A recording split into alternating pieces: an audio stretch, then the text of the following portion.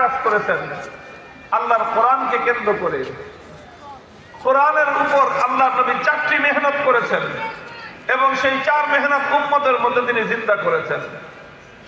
প্রথম মেহনত হলো ইয়াতলু আলাইহিম আয়াতিহি।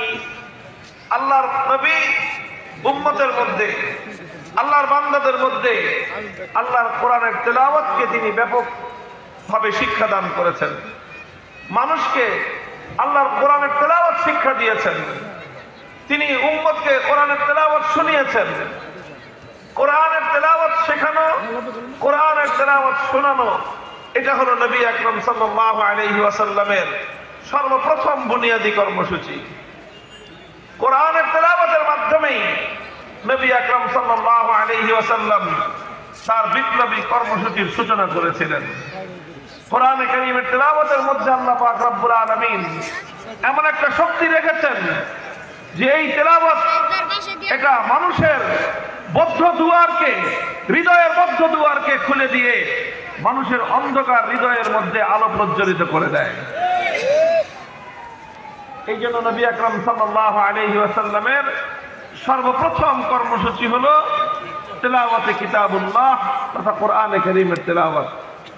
এবং এটা হলো নবী আকরাম সাল্লাল্লাহু আলাইহি ওয়াসাল্লামের একটা স্বয়ং সম্পন্ন কর্মসূচি। শুধু তেলাওয়াতে কিতাবুল্লাহ, এটাই আল্লাহর নবীর বিপ্লবী কর্মসূচির সবচেয়ে বুনিয়াদী কর্মসূচি ছিল। এই কোরআনের তেলাওয়াতের মাধ্যমেই নবী আকরাম সাল্লাল্লাহু আলাইহি ওয়াসাল্লাম সেই জাহেলি সমাজ ব্যবস্থার ভিত সূত্র প্রকম্পিত করে দিয়েছিলেন এবং তিনি যে হেদায়েতের আলো জ্বালিয়েছিলেন, যে মশাল প্রজ্বলিত করেছিলেন, সেই মশালের সর্বপ্রথম অগ্নিস্ফুলিঙ্গ ছিল তেলাওয়াতে কিতাবুল্লাহ। কোরআনে কারীমের তেলাওয়াতের মধ্যে আল্লাহ পাক রব্বুল আলামিন সেই প্রভাব রেখেছেন, সেই শক্তি রেখেছেন। আমাদের মধ্যে অনেক মানুষ রয়েছে এমন যারা মনে করে যে কোরআনে কারীমের তেলাওয়াত এটা, অনেকে তো এরকম বলেও থাকে যে অর্থ না বুঝে শুধু কোরআনে কারীমের তেলাওয়াত করে কোনো লাভ নেই। নাউজুবিল্লাহ। কোরআনে কারীমের তেলাওয়াত এটা একটা স্বয়ং সম্পন্ন কর্মসূচি। কোরআনের অর্থ বোঝা এটা আরেকটা কর্মসূচি, আর কোরআন তেলাওয়াত করা এটা একটা কর্মসূচি। কাজেই কেউ যদি কোরআনের অর্থ বুঝতে পারে ভালো কথা, কোরআনের মর্ম এবং অর্থ যদি নাও বুঝে এরপরও কোরআনে কারীমের তেলাওয়াত এটা একটা বিপ্লবী কর্মসূচি। এটা মানুষের মধ্যে আমূল পরিবর্তন করবার বুনিয়াদী কর্মসূচি হলো কোরআনে কারীমের তেলাওয়াত। এই জন্য যারা মনে করে যে না বুঝে পড়লে কোরআনে কারীমের তেলাওয়াতের দ্বারা কোনো লাভ নেই, তারা মূলত আল্লাহর কোরআনকে অবমূল্যায়ন করে।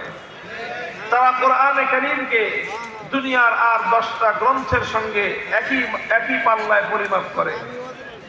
তারা মনে করে যেরকম সাহিত্যের বই না বুঝে পড়লে সাহিত্যের স্বাদ পাওয়া যায় না, কবিতার বই না বুঝে পড়লে কাব্যের আনন্দ পাওয়া যায় না, উপন্যাসের বই না বুঝে পড়লে উপন্যাসের চরিত্র বোঝা যায় না, গল্পের বই না বুঝে পড়লে কেউ গল্পের মজা পাবে না, বিজ্ঞানের বই না বুঝে পড়লে বিজ্ঞান শিখতে পারবে না, মেডিকেল সায়েন্সের বই না বুঝে পড়লে ডাক্তারি বিদ্যা জানা হবে না।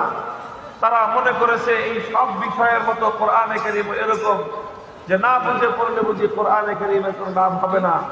তা নয়, অন্য সকল বিষয়ের বই না